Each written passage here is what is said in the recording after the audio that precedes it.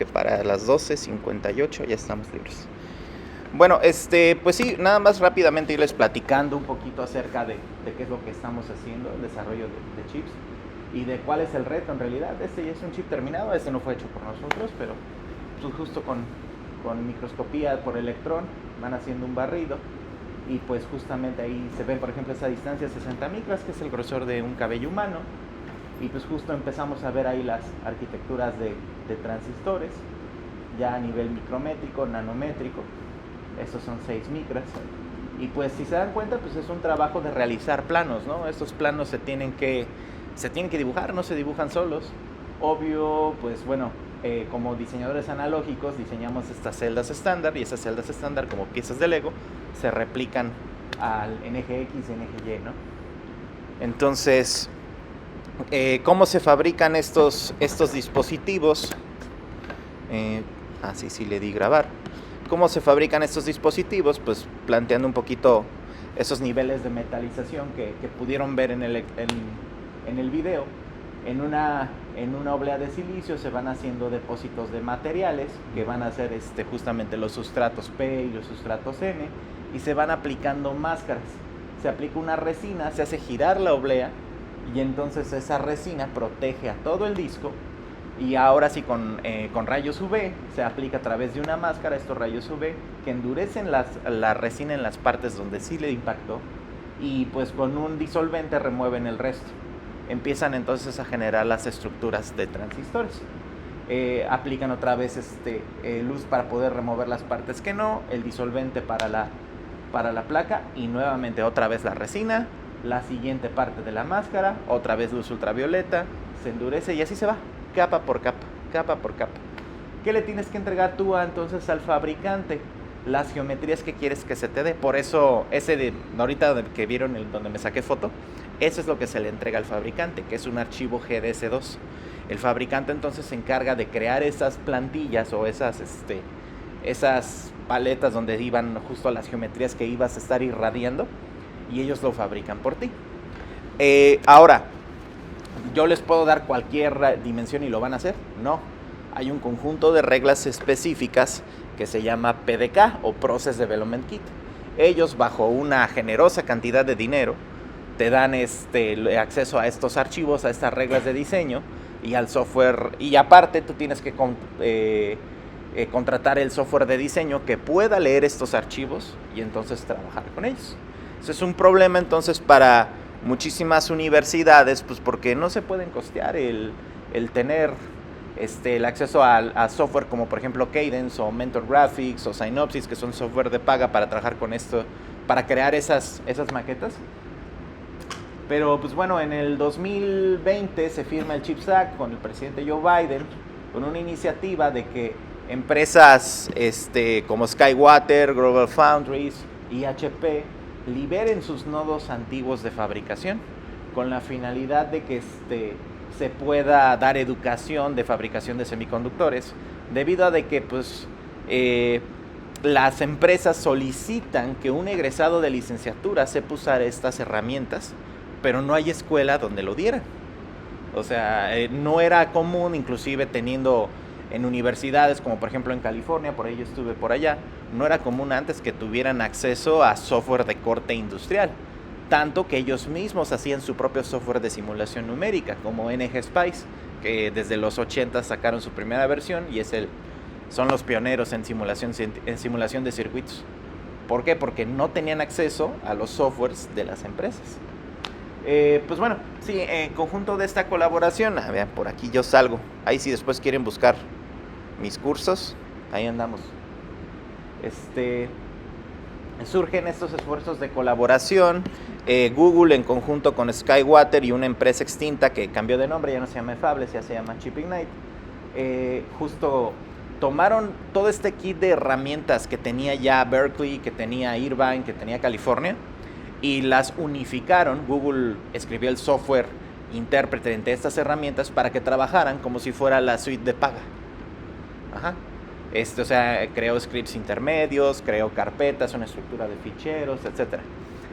Y la puso gratuita a todo el mundo.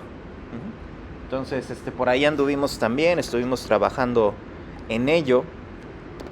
Y pues como son varias herramientas que se instalan en Linux, en Ubuntu, y como no todas las personas tienen Linux o Ubuntu, lo que hicieron los investigadores de la Universidad de Johannes Kepler fue crear un contenedor de Docker.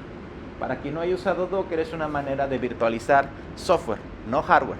Las máquinas virtuales virtualizan hardware y tienes un disco duro virtual.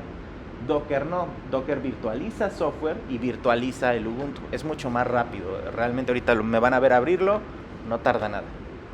Entonces justamente en este video que les voy a pasar y que les voy a pasar el video de esta presentación, te van enseñando los pasos para instalar Docker, clic, salud. Gracias. Docker, clic, siguiente, eso ya se lo saben. No hay pierde, se tiene que reiniciar la computadora. Ya que se tiene instalado, se le da a aceptar. Y lo que se va a hacer ahora es simplemente configurar la computadora de Windows para poder instalar algo que se llama Windows Subsystem for Linux. En Windows Subsystem for Linux puedes ejecutar contenedores de Docker. Entonces, ya que está cargando tu script de Docker, hay que clonar este repositorio. Este es el repositorio de la Johannes Kepler Institute. Recuerden que esto lo estoy grabando. Bueno, esto es un comercial. La idea era de que justo en el taller sacáramos todas nuestras compus y ahorita nos pusiéramos, pero es simplemente un repositorio de GitHub que se tiene que clonar. Ya que se clona, se tiene que ejecutar un script, el que dice start-x.bat. Se escribe así, le das enter y empieza a descargar todas las herramientas por ti. Ya no tienes que andar formateando tu computadora, poniendo el Linux a la mitad. Simplemente es descargar unos archivos, correr un script y te vas por un café. De hecho era la idea que lo hiciéramos. La verdad es que está muy bien integrado y resuelve mucho la monserga de estar instalando las herramientas. ¿Qué herramientas están? Todas esas herramientas. Algunas son herramientas de síntesis digital, otras son de síntesis analógica, simuladores, compiladores, para todos los que hayan trabajado más con microtecnología, pues sabrán identificar algunas, ¿no? También te dan el 3 PDKs, quedamos que PDKs era un conjunto de archivos con las reglas de diseño de los fabricantes. Te dan 3, las que son libres, SkyWater, Global Foundries y HP Electronics.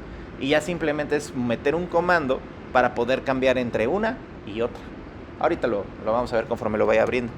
Realmente ya te descarga todo y no tienes que andar preocupándote por sacar todo, porque tienen una infraestructura de software pues bien hecha, ¿no? Comandada por los esfuerzos de Google. Entonces, pues sí, creo que acá sigue, ahí en el video están explicando para qué sirve el resto de los scripts, pero más nada, simplemente era esperar a que se compilara. Sí son como unos 20 gigas, eso sí, pero inclusive para lo que vamos a ver ahorita en el tutorial no se necesita todo. Pero pues bueno, ahí lo tienen y se pueden meter a jugar. Entonces, como pueden ver, es descargar Docker, clic, siguiente, clonar un repositorio y de ese repositorio ejecutar un script, el que decía start-x.bat. ¿Ok? Y justo ahí muestran algunos ejemplos de herramientas. Ok. Bueno, entonces creo que ahí es muy buen momento para que ahora yo me brinque para acá. Aquí yo ya lo tengo en Docker. O sea, lo que hiciste fue los procesos para instalar este entorno. Simplemente descargar Docker, clonar el repositorio y ejecutar este mismo script que voy a ejecutar yo ahorita. Antes uno lo hacía todo a mano. Ahora ya nomás le das una instrucción o dos. Y listo, ahí está. Entonces, si yo aquí esto ya es una terminal de Ubuntu. Si yo aquí le pongo echo PDK, me dice que ahorita estoy trabajando con la tecnología del fabricante IHP. Primer paso que tengo que hacer es modificarlo para trabajar con SkyWater. ¿Por qué con SkyWater? Sucede, y les comentaba hace un momento en la presentación, esta es la documentación del kit de desarrollo de SkyWater y justo aquí está cómo puedes acceder al Memory Store. Mencionan de que de todos los niveles de metalización, el doctor Ponce les enseñó un diagrama donde veían como 5 niveles de metalización. Tú puedes invocar a que se usen pequeños memristores entre el nivel de metalización 1 y el nivel de metalización 2. Ajá. Aquí se hace un sándwich con electrodo superior, inferior y un óxido. En este óxido es donde se crea el filamento. Lo bueno de esto es de que ya ofrecen, ellos le dicen, ya un diseño back end of the line, es decir, donde tú ya nada más en código lo invocas y ya no tienes que estar diseñando las geometrías como tal, ya te las dan. Yo cuando vi esto en mi tesis de doctorado dije, pues, válgame, pues ya lo tengo casi todo resuelto. Qué mal estaba. Porque platicarles un poquito del código siguiente. Yo aquí en mis carpetas, pues tengo un buen de mis proyectos, ¿no? Estos pues, son proyectos que he estado haciendo. Pero el doctor Ponce me pidió que preparara una carpetita que les voy a compartir en unos minutos, que se llama Tutorial Memristor. Entonces me voy a meter esa carpeta y aquí yo tengo varios archivos, ¿ok? Como podrán ver, aquí inclusive en estos archivos están los tutoriales que vamos a ver. Pero aquí hay un archivo que se llama reram-v0.verilog.a. ¿Alguien ha trabajado con Verilog, VHDL? ¿No? Cuando uno está trabajando con circuitos, pues saben de que agarran la proto y empiezan a conectar, ¿no? Hola, buenas tardes, doctor. Empieza uno a conectar. Cuando ya son circuitos muy grandes, ya no se usa las protoboards para nada. Se empieza uno a describir los circuitos con lenguajes de descripción, como programación. Ajá. Uno de los lenguajes de descripción de hardware por excelencia se llama VHDL. VHDL, entonces ya aparece más código que nada. De ahí surge justo la expresión chipatón que decía el doctor. Antes se hacían los hackatones, donde programadores se reunían para hacer software. Ahora existen los chipatones. Programadores se reúnen, pero ahora para hacer hardware.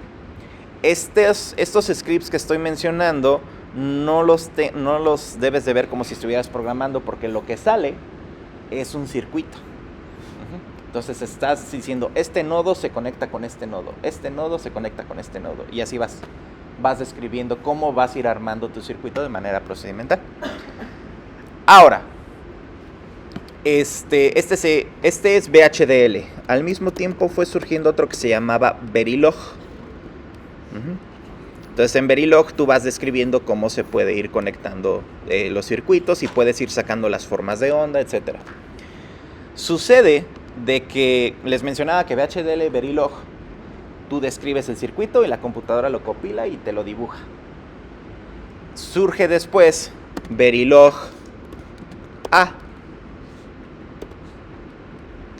Verilog A surge como un esfuerzo para ir en sentido contrario. Es decir, ¿qué tal si yo, por ejemplo, fabriqué un nuevo dispositivo analógico que tiene la capacidad de que su resistencia es variable en función de la corriente? ¿Cómo lo mapeo para que el simulador lo agarre? Ajá. Y ese código se llama Verilog A, o A de analógico. ¿Ok? Este código que les voy a enseñar no sintetiza un circuito como tal. Lo que hace es toma la física que se obtuvo en la vida real y se baja para describirle a la computadora cómo tratar a este nuevo bicho raro. Uy, ¿te está viendo? Estaba aterrizando.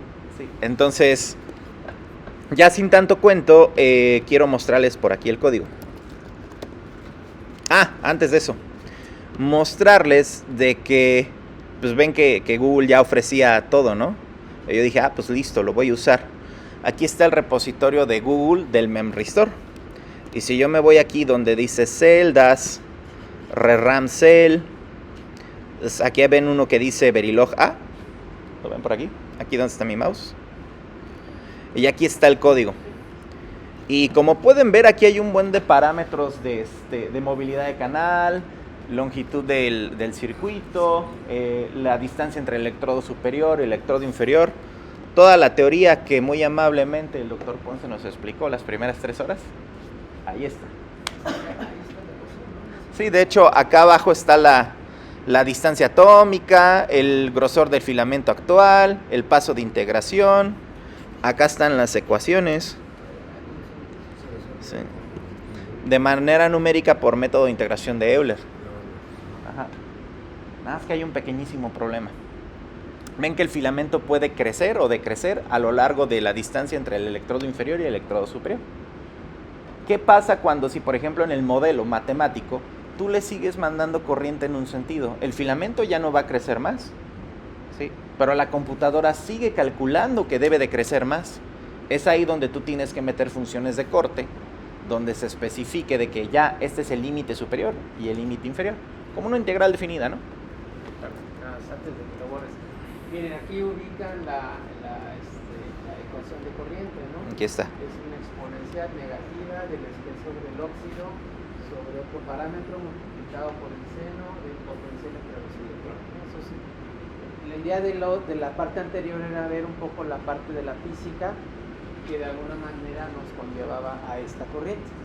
Porque si no, luego solemos tomar las cosas y no entender mucho de lo que estamos simulando, pero todo eso que explicamos de alguna manera quedó aquí involucrado. Y este era el modelo de Google. Entonces yo dije, qué bueno, pues ya está listo. A trabajar, a compilar y a simular y a divertirnos. No. Sucede de que pues yo tuve la oportunidad por el mismo gobierno de México en conjunto con los Estados Unidos. Anduvimos allá por California. También les voy a enseñar foto porque si no... Ahí estamos también. Con los compañeros de laboratorio. Más árabes, ningún mexicano. Yo era el único mexicano ahí. Ahí andábamos con la mascota oficial, el oso hormiguero. ¿Cuál es cuál? No me pregunten. Ahí andábamos. Sucede de que estábamos justamente trabajando con este modelo Memristor para hacer un multiplicador de matrices.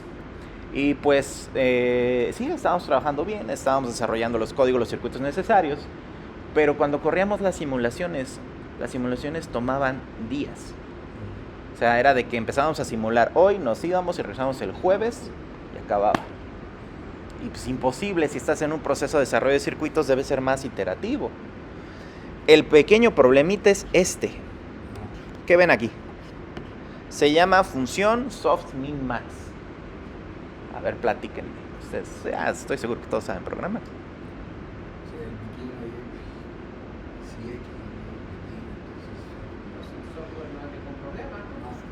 Sí, simplemente es una función escalón. Si x es mayor a este límite máximo, entonces hacemos la salida como el límite máximo. Si es menor al límite mínimo, entonces hacemos la salida como el límite mínimo. Y si no es ninguna de las dos, pues la salida va a ser el valor de x que le des a la entrada. En pocas palabras, desde el punto de vista gráfico, es esa línea roja. Esa función de la roja es una función escalón.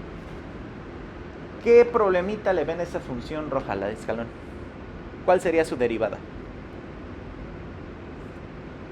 Eso es fundamental, decía. A ver, ¿cómo hacemos una derivada? Agarramos dos puntos al mismo tiempo. Punto aquí, punto acá. Ingeniero ver dos puntos, ingeniero saca una pendiente. Entonces, ¿cuál es la pendiente aquí? Cero, ¿no? Aquí, cero. Aquí. Un punto aquí, un punto acá. Como se acaba en la pendiente, y2 menos y1 entre x2 entre x1. Sí, ya vieron que se produce una división entre cero. Y esa hay que presionarnos porque está prohibido. ¿Cuál es el problema? Que las computadoras, como representan los números, lo representan de manera digital. Con el estándar de la IEEE, el 754, el IEE 754. Ese estándar nos dice que se van a usar 32 bits y de esos, 1 va a ser para el signo, 8 para exponente y 23 para mantisa. Entonces,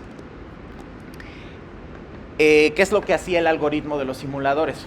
Como estábamos llegando a divisiones entre cero, y pues eso está prohibido, lo que hacía el algoritmo era tomar este estándar para representar el número más cercano a cero que pudiera. Y cuando no convergía la simulación, lo volví a interpretar, y lo volví a interpretar, y lo volví a interpretar. Por eso tardaban 4 días. Es ahí donde pues yo me acordé de mis clases de licenciatura, de que era una derivada y los dos puntitos, y dije, ¿y si ponemos mejor una función suave y derivable?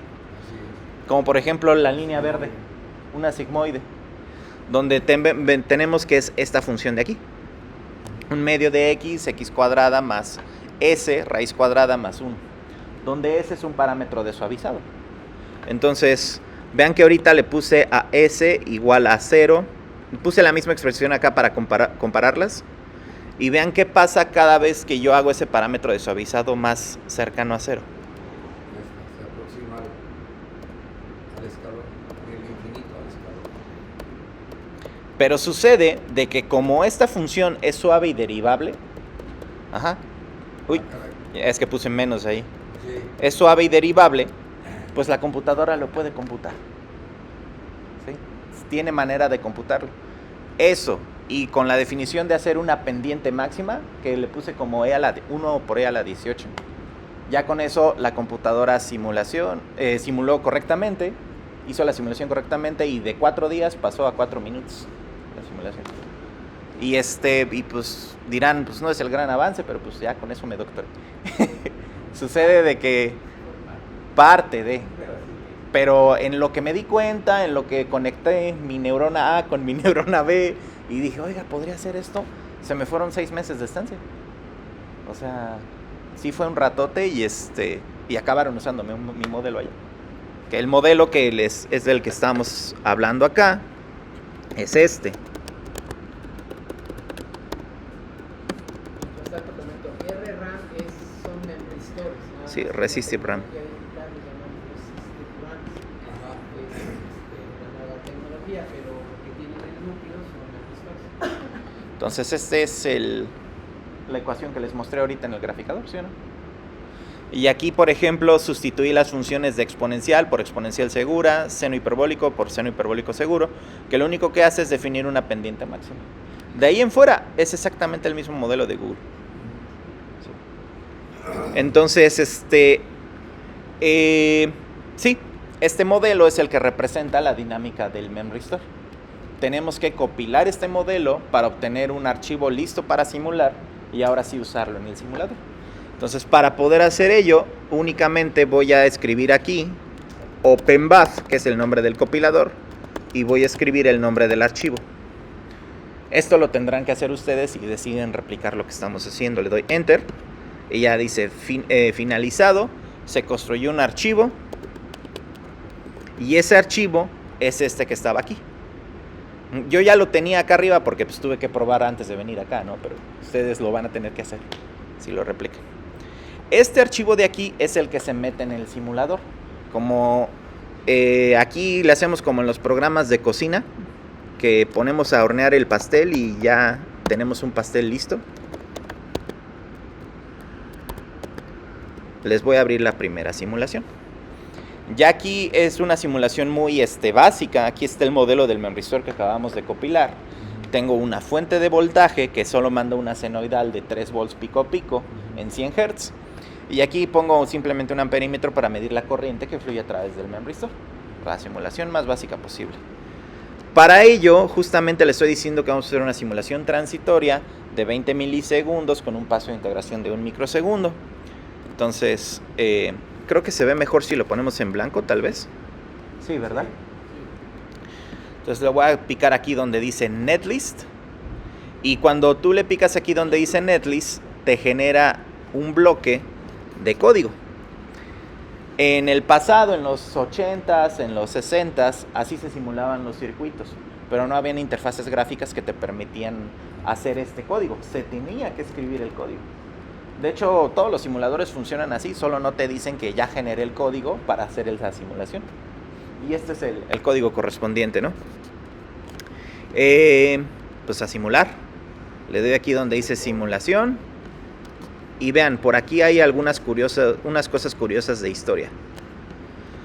NGSpice versión 46, que es el simulador que estamos usando, desde 1985 fue manejado por los regentes de la Universidad de California y ya después su propio equipo de desarrollo.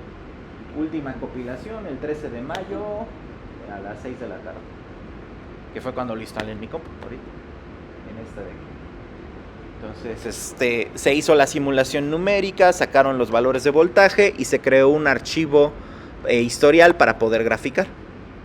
Le voy a dar aquí F para ajustar a pantalla. Ven esta flechita que dice Load IB. Le doy control y clic y ya salieron unas gráficas. Y esta es la más importante. ¿Cómo se llamaba esta gráfica? El doctor Ponce les dijo. Tenía un nombre medio francés. Lissajous, la curva de Lissajous. No es un memristor si no tiene curva de Lissajous, así de sencillo. Aquí que estamos viendo, recuerden que yo le estaba aplicando una señal senoidal de -3 a 3. Entonces, voy a subir un poco la voz porque como estoy grabando quiero que salga el video. Yo le empiezo a aplicar un voltaje, medio volt, un volt. Aquí a los 0.9 volts vemos que el memristor cede, empieza a aumentar aquí la corriente que deja pasar. Y pues bueno, yo aquí sigo aumentando el voltaje y el memristor ya está dejando pasar un montón de corriente. Vengo de regreso y ahora en lugar de regresar la corriente por aquí, regresa por otro camino, haciendo el efecto de Lissajous. Ven que ahora va en sentido contrario y a los 0.6 volts cede otra vez el memristor y recupera su filamento inicial y vuelve a la curva original, generando el moñito. Ahora, aquí una capacidad que da el simulador es de que puedas ver cómo fue evolucionando el ancho del filamento. Entonces vemos que está en 4.9 nanómetros y aquí fue evolucionando el grosor conforme fui aplicando el pulso.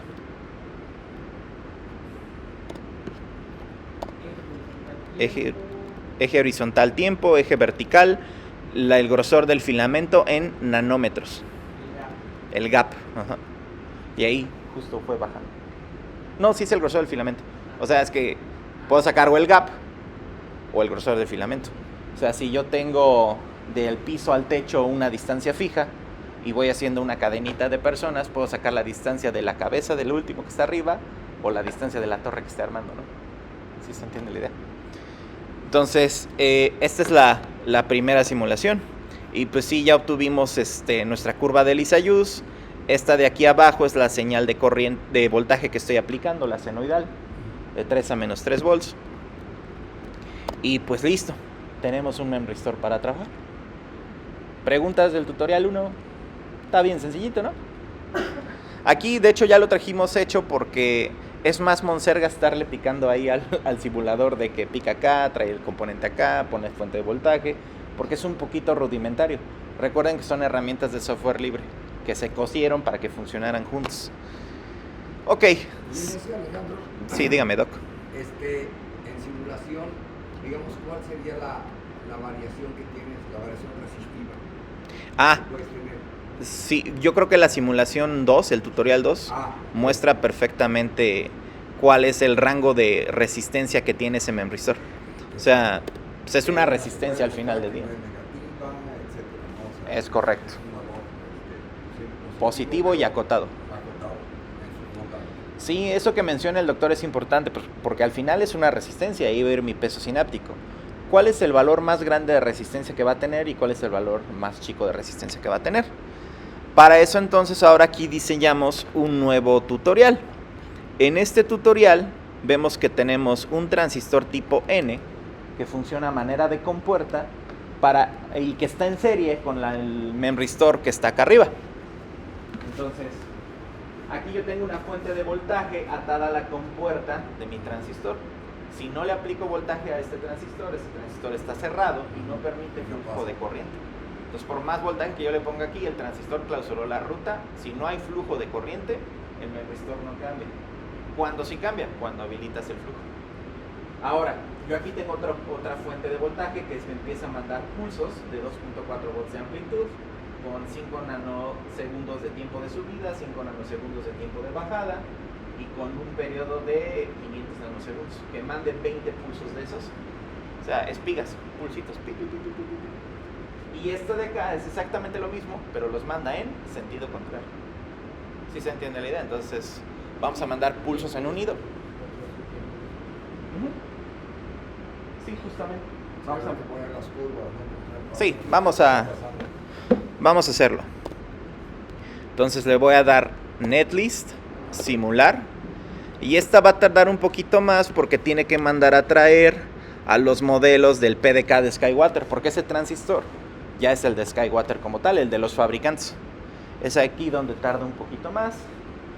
Y pues nos vamos a quedar viendo un ratito en el carga. Pero en realidad tiene una correspondencia física. Ah, sí. Pero también me imagino que no cualquier cosa que simules, o me equivoco, tiene una correspondencia física, o todos. Todos tienen una ¿Sí? correspondencia física. Todo lo que están viendo ahorita es fabricable. Ok, eso está bien. Sí. Porque, por ejemplo, en modo deslizante, ya ves, tú puedes en simulación obtener, pero ahí sí, a la hora que quieres una cosa física, pues no es. Sí, ¿de dónde voy a sacar 100,000 volts para que mi control 100,000 funcione? volts, Sí. ese es el problema.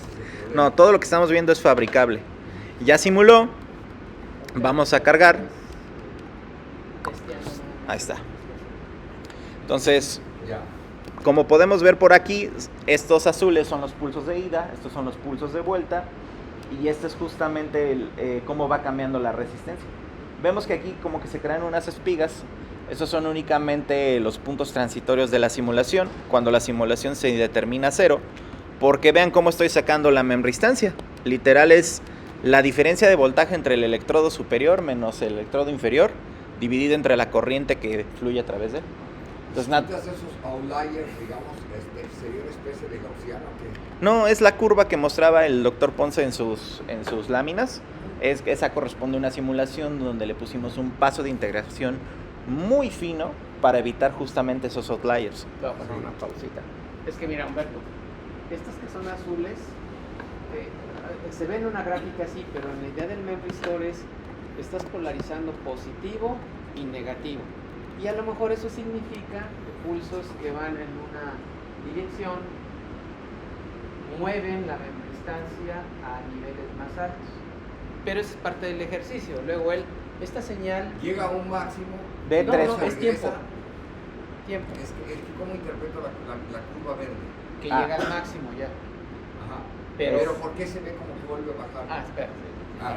Entonces, todas estas azules son pulsos con una polaridad del memristor. A lo mejor este es positivo y este es negativo. Cuando llegan las verdes, volteó la polaridad. Ahora, positivo y negativo el memristor. Entonces, en una polaridad positivo-negativo, implica un cambio de membristancia para arriba. Máximo. Llega el momento que ya no puede más. Él ya sabe que aquí en 10 microsegundos alcanzó el tope. 3.3 megaohms. Y después invierte la polaridad para disminuir y no para la disminuir resistencia. la resistencia. Pero entonces es un ejercicio que es para que vean cómo pueden haber incrementos que dependen de dos cosas, de la amplitud, pero también del ancho del pulso. Y el mínimo no es 0, ¿verdad? No, son 10 kiloohms.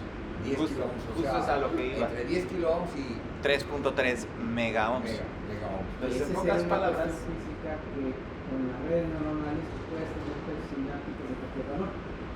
Pero aquí no.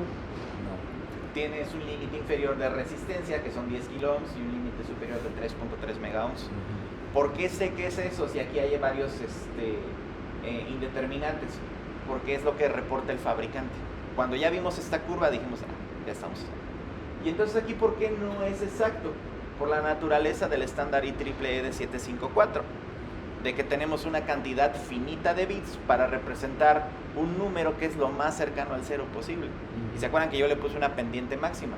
Estas son las pendientes máximas. ¿Quieres quitarlas? Pon una simulación con el paso de integración lo más finito posible. Exacto. Para que se quiten, que fue la curva que les mostró el doctor Ponce en sus gráficas.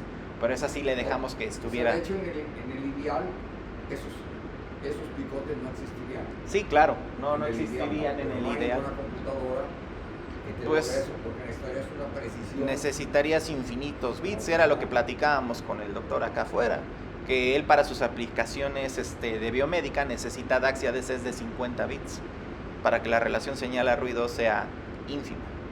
Y pues que pues sí los hay, pero que les cobran la nota.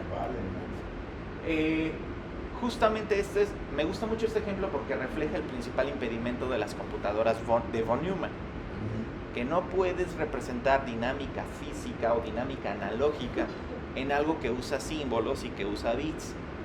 Por eso las redes neuronales están corriendo nativamente en un hardware que no está hecho para que sea para ello. Por eso todas las computadoras requieren GPUs con ventiladores y disipan un buen de calor, porque quieres correr un algoritmo paralelo en un hardware que va una instrucción a la vez. Ese es el problema. ¿Preguntas del tutorial 2? Faltan otros 2. Ya casi nos vamos. También un comentario, como esta simulación eléctrica, si hay un momento en que esa determinación por cero matemáticamente te provoca un glitch. Claro. Pero en la naturaleza eso no sucede, o sea... No, pues es un dispositivo donde no hay flujo de corriente y pues no está pasando nada en ese momento. La resistencia se queda. Entonces tampoco hay que pensar que esos piquitos los aparecen. Es nada más un transistor en el que se deja de aplicar totalmente el transistor y entonces el sistema encuentra ese, o sea, el simulador encuentra un glitch. Sí, porque estás calculando... La naturaleza simplemente se detiene el flujo de iones y ahí se queda la resistencia. No va a haber un cambio abrupto. Sí, ese glitch es por calcular la resistencia usando la ley de Ohm. Pero sí saben de que la ley de Ohm pues no se cumple ya en casos ya a nivel de electrónica, de física cuántica. Ahí sí ya pierde sentido. En casos de corrientes altas y eso sí se cumple bien. Bueno, tercer tutorial. Aquí no sé si alcancen a ver que básicamente tengo el mismo circuito 2 veces. Ajá. Vamos a explicar un poquito porque es el mismo circuito. Esto es un puente H, ¿sí o no? Tengo 2 transistores N y 2 transistores P. La compuerta de los 4 transistores está atada al mismo nodo. Tengo una fuente de voltaje que se llama voltaje de recompensa 1. Aquí yo tengo otra fuente de voltaje que simula ser una neurona presináptica y otra fuente de voltaje que simula ser una neurona postsináptica. La idea está de que las dos van a mandar sus pulsos, pero la de allá 5 microsegundos ligeramente desfasada que de la primera. Entonces esta primero dispara y mientras está disparando, esta empieza a disparar. Van a haber 2 pulsos que van a colisionar. Al momento de la colisión se va a hacer una convolución, porque una señal viene de acá, otra señal viene de acá, y como cuando agarras una extensión y le haces así, de los 2 lados, cruza. ¿Vale? Hasta ahí vamos bien. Deberíamos observar qué le pasa a este pequeño memory store que está aquí. Ahora, ¿por qué puse 2 veces este mismo circuito? Porque en uno, esta fuente de voltaje, la que controla los transistores, siempre va a estar en 0 volts. Y en el otro, voy a conmutar esta señal de voltaje de bajo a alto. La idea está de que cuando está en alto, la ruta de la corriente, ¿cuál sería? A ver, vamos por aquí, vamos por acá.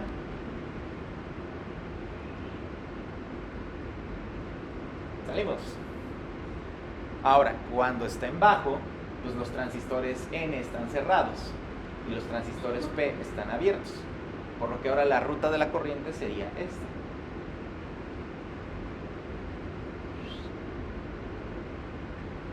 ¿Se entiende? Entonces con este circuito controlo en el sentido de la corriente, si voy de aquí para allá o de acá para acá. ¿Listos con el tutorial? ¿Se entiende la idea? Pues le vamos a dar netlist, simular. Ahí va.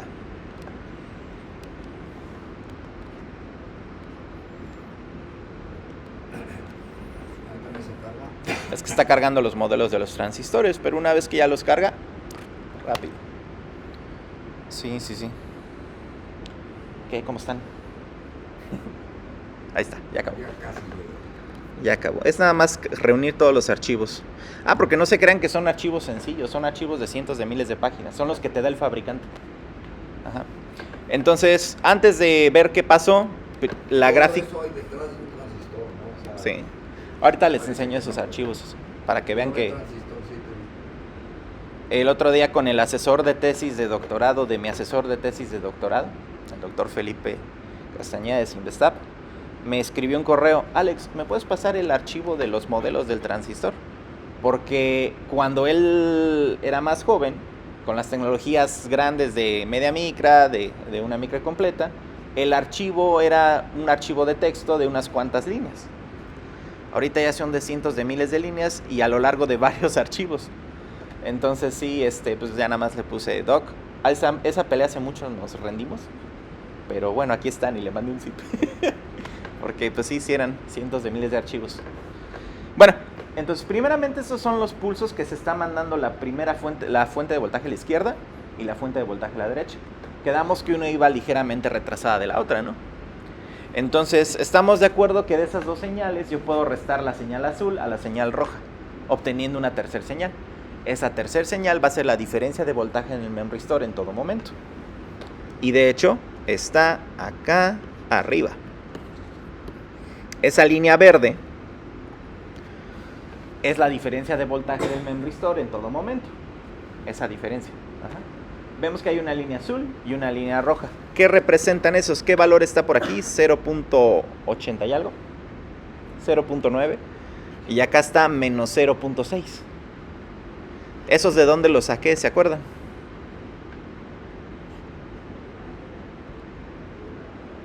.9, 0.6. ¿Sí se entiende la idea?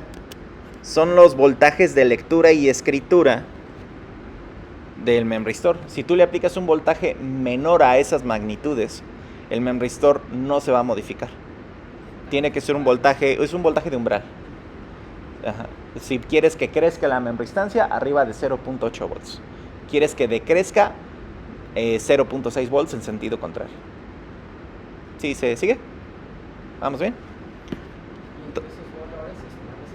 Entonces justamente vemos que en este punto, en este punto, en este punto y en este punto se rebasó el límite de escritura. Y vemos que cada pico es más grande que su predecesor. ¿Por qué? Porque dejó pasar más corriente cada vez. ¿Ok? Es aquí justo donde graficamos la resistencia del memristor, cómo va subiendo. Doctor Sosa, vea el límite inferior, 10 kilo ohms. Aquí no estoy llegando hasta los 3.3 mega ohms simplemente porque le corté la simulación antes. Pero el límite inferior son 10 kilo ohms. Entonces vemos cómo va subiendo el valor de resistencia. ¿Sí se ve la idea? Ok. Si tú corres la simulación N veces te da el mismo resultado. Sí. De hecho es exactamente esto de aquí, pero aquí lo hice con dos pruebas porque el objetivo de esta simulación es probar la señal de refuerzo. Esta de aquí, la que conmuto. Porque pues sí, esto es un circuito puente H, pero si yo habilito esa señal del puente H como una señal de refuerzo, pues bueno, tengo una manera de hacer propagación hacia atrás, que es el algoritmo de aprendizaje de las redes neuronales. Si puedo darle recompensa o penalización en función de que si se equivocó o no se equivocó. ¿Se entiende la idea? Por lo tanto, ahora vamos a ver qué pasó en el segundo caso, donde sí conmuté la señal. Recuerdan que les dije que una la iba a dejar en 0 y que la otra la iba a conmutar, ¿no? Ahí están ambas fuentes de voltaje de ambos circuitos. Y entonces vamos a ver el caso siguiente. Primero, la diferencia de voltaje entre ambas señales. Vean que como en la primera simulación, los picos superaban el umbral superior. Pero en este momento, a los 100 microsegundos, conmuto la señal de recompensa y ahora los picos superan el límite inferior. ¿Qué pasa con la señal de resistencia? Empieza igual en 10 kilo ohms y en el momento que conmuto la señal, lo que hubiera producido potenciación produce depresión, o bueno, supresión, que es la traducción correcta. La misma señal, los mismos pulsos al mismo tiempo, lo único que cambia es ese circuito de recompensa para habilitar el flujo de corriente en un sentido u otro. ¿Preguntas del tutorial ahorita? Y vemos que justamente aquí los pulsos de corriente cada vez van creciendo más y más y más. Lo van decreciendo porque la resistencia va aumentando. Y cuando conmuto, vemos que primero van en un sentido y después van en otro. ¿Sí se ve? Ahí vamos bien. ¿Dudas? ¿No? Les dije que faltaba uno más. Pero este ya está un poquito más pesado. Esta ya es una red neuronal de 2 neuronas de entrada, 2 sinapsis, una neurona de salida, un integrador y un op-amp. ¿Qué estoy haciendo aquí? La idea está de que de este lado estoy poniendo una fuente de voltaje Pero esta fuente de voltaje, si yo entro, verán de que es una expresión bien grandota. ¿Se acuerdan de series de Fourier? Es una señal diente de sierra hecha con expansión en series de Fourier. Ahorita van a ver el resultado. Entonces ahí pues, me puse a sacarlo a mano, las series de Fourier, llené como 20 hojas. Y después a transcribirlo. Y pues ya Chat me echó porras. ¿Vale? Después, esta señal de voltaje la tengo que convertir a corriente. Podría usar resistencias. Aquí estoy usando fuentes de corriente dependientes de voltaje.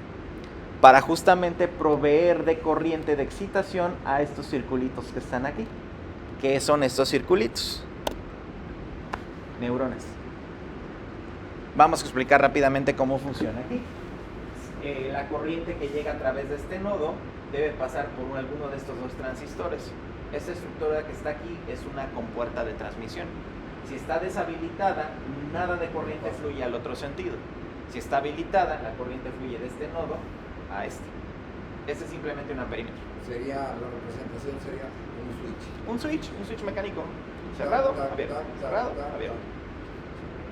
Entonces llega la corriente, pasó la compuerta y llega este capacitor y se carga. Conforme se va cargando, va aumentando el voltaje en este nodo. Esto de aquí es un transistor configurado como diodo que solo deja que la corriente fluya en un sentido. El tamaño del transistor hace que el voltaje de este nodo, sea proporcional al voltaje de arriba. Empiezas, sí, va subiendo. Recuerden que es todo este nodo. Y vean que este nodo está atado a la compuerta de este transistor. Siendo un nodo de silicio hasta más o menos los 0.70 volts, el transistor se habilita y habilita un flujo de corriente hacia tierra. En ese momento, este capacitor de aquí, toda la carga que tenía, encontró una ruta donde se puede descargar. De aquí, y el capacitor se vacía en un instante. Y eso se repite. Ajá, y se repite. Ahorita vas a poner la gráfica, ¿no? De lo que produce, para que se vea. Sí. Eso es una de tantas implementaciones que se pueden hacer de neuronas, parecida a la que vimos en la presentación que estaba haciendo la simulación. Sí, de hecho, la neurona que mostró el doctor es la versión 2.0, porque esta tiene 10 transistores, la que mostró el doctor era 6. Aquí vemos que en ese momento donde se fuga ese capacitor, este nodo pasa por dos inversores para generar el piquito, el impulso. Entonces esta etapa genera los picos. Y pues dirán, ay, eso no es una neurona, solo son un montón de transistores. Es que justamente luego eso es lo que intentamos compartirles a nuestros colegas. Les llamamos neuronas por ponerles un nombre de dónde lo sacamos. Pero esto es un oscilador controlado por voltaje. Y párale de contar. Pero pues nos gusta ponerle crema.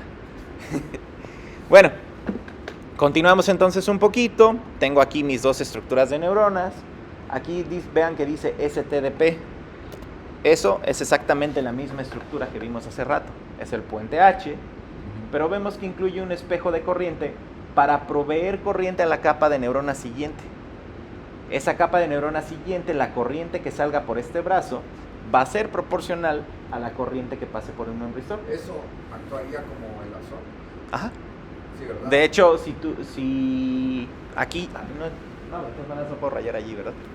No. Si aquí yo tuviera aquí la neurona y esta neurona estuviera conectada a más de estas estructuras, esta axila o este axón se conectaría al mismo nodo. De hecho, creo que tengo una gráfica que lo explica.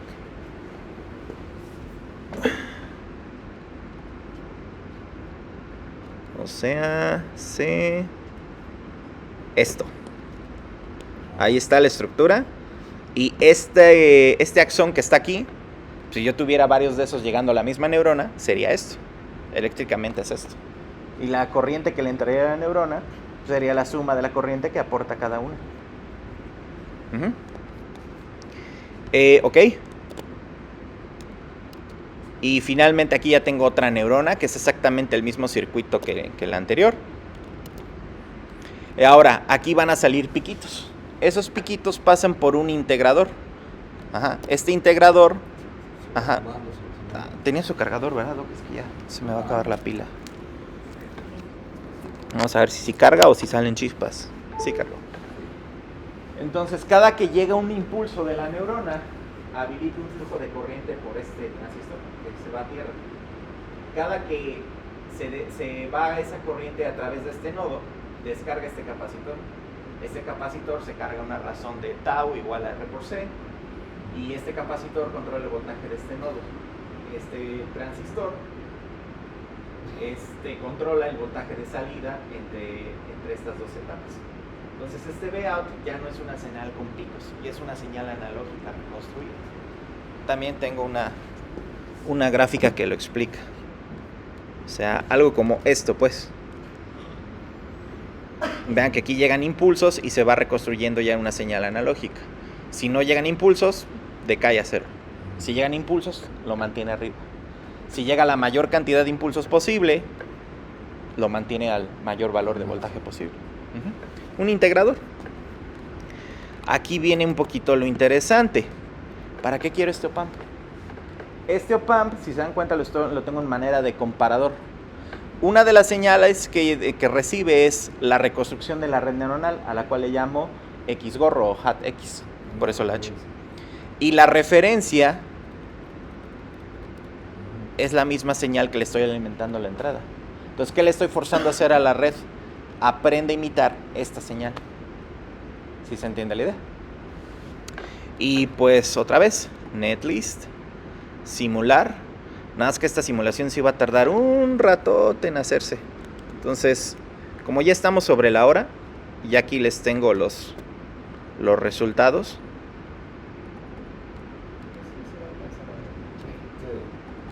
Sí, o sea, el espíritu de la red neuronal, que sería entonces que aprenda a reconstruir esta señal. Ya aquí tengo los datos procesados a la salida. Estos son los impulsos de las primeras dos neuronas de la capa de entrada. En ahí se va haciendo los piquitos. Ajá. Como eran dos neuronas, dos trenes de impulsos. Estos son los impulsos de la capa de salida, de la última neurona que estaba a la salida. ¿Ok? Esta es la reconstrucción.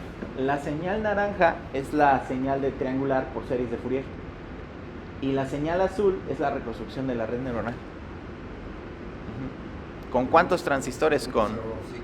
Sí, claro, glitches de simulación. Pero esa es una de las tareas. Dices que tiene dos neuronas y una más el comparador, ¿no? Ajá. Si le quitas el comparador, o sea, no sé, ¿podría resolver problemas como el XO? Sí, yo creo que sí. De hecho, todavía tengo que hacer esa prueba con pruebas discretas, ¿no? Es lo que estoy trabajando. O el MNIST, por ejemplo. Estoy en eso. Y aquí tal vez sería importante decir que cuando tú apilas en capas y le pones, repites esos circuitos así, o sea, en realidad tú tienes una red neuronal completa que te simula un pequeño cerebro, ¿no? Es correcto. Y la idea es con eso ir a un nuevo paradigma para hacer inteligencia artificial. De hecho, justamente es lo que hicimos. Ya no nos quedamos en una estructura chiquita y hicimos una estructura más grande, donde ya estoy usando 3 capas de neuronas, sinapsis correspondientes. Aquí lo debo de tener, lo voy a abrir rápidamente. Voy.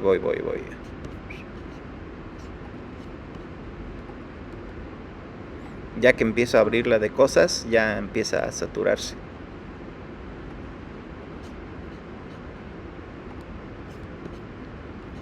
Una aplicación rapidísima de eso sería, por ejemplo, meterlo, empotrarlo en un robotcito y que siguiera una línea.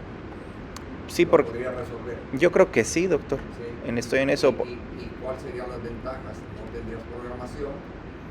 Al final, bueno, cuando ya tuvieras el circuito físico, podrías controlar un robot, por ejemplo, para seguir líneas o otra cosa, pero además, con una gran ventaja, un consumo eléctrico bajísimo. Eso mismo en otro circuito te va a consumir mucho más. Lo tienes que hacer, por ejemplo, con un microcontrolador. Claro.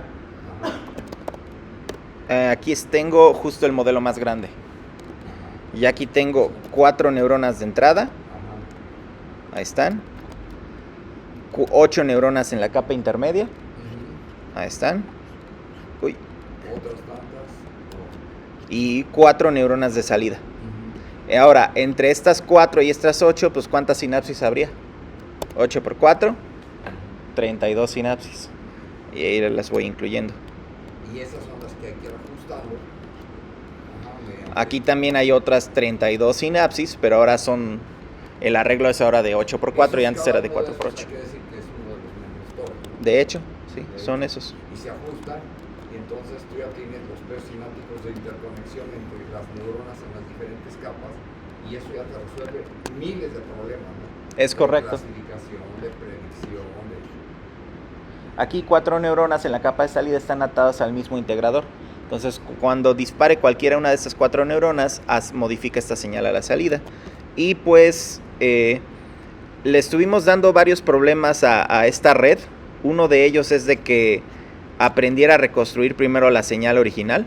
Ahí está. Pero ya después le dije, ok, vamos a partir las 4 neuronas de salida en 2 y 2. Y que las primeras 2 aprendan a reconstruir una señal que es combinatoria de una combinación lineal de 2 señales de entrada, y después que aprender a reproducir otra al mismo tiempo. Y ahí está. Y pues este artículo, pues como pueden ver, se está cocinando, sigue en el overleaf. Y estamos por... Supervised learning.